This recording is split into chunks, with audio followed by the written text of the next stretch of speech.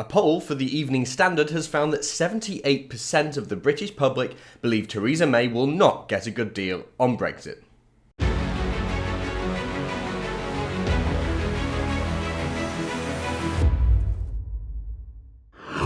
This new poll revealed by the Evening Standard is pretty devastating for the Prime Minister. It reveals that confidence in Theresa May is lower than ever, and it was never very high. The Standard reported on this, and they said, confidence in the Prime Minister to get a good deal in the Brexit negotiations has fallen to the lowest level yet. Just 19%, fewer than a fifth, of Britons think she can pull it off, a figure that has plunged from 28% last month. Some 78% think she will fail, up 8 points in a month. Some 43% think they will personally be worse off after Brexit, which has shot up from 36% a year ago. Only 18% think their standard of living will rise, despite the Brexiteer promises of prosperity outside the EU's giant trade bloc, which is down 2 points. 1 in 3 thinks Brexit will make no difference. Almost half the country, 49%, feel the negotiations are going worse than expected. I mean, when Theresa May and her government have negotiated Brexit this badly, to the point where negotiate really isn't the word for it, is it any wonder that people might now be thinking negatively about Brexit and thinking that Brexit might actually be harmful for this country? Theresa May took an amazing opportunity. She dropped it, she stood all over it, she spilled coffee on it, she ruined it, ruined this great opportunity, and now the British public feel like it's not going to work out. And just when we thought that we might be fighting back against this disaster and Prime Minister, and we might be able to actually change course last minute and get a good deal, the Prime Minister has managed to survive a 1922 committee meeting. Yep, that committee meeting we were waiting for. We went over the 48-letter minimum required to push for a vote of confidence in the Prime Minister, and 50 letters were actually submitted to Sir Graham, the chair of the 1922 committee, and the Prime Minister had to face them at the 1922 committee meeting, which we've all been waiting for.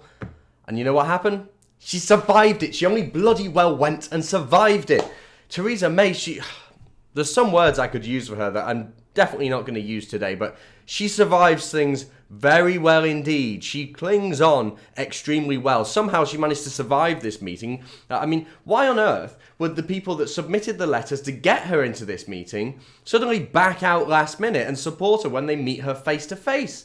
How have these people lost their backbone so quickly? Jessica Elgard of The Guardian tweeted about this, and she said, one MP leaves declaring outbreak of unity, not a single dissenting voice at the 1922. Is she safe? Well, you look over the cliff, consider the alternative, and then think, perhaps not. So MPs aren't happy with her, submit these letters to the 1922 committee, hold the meeting and decide, maybe we were wrong.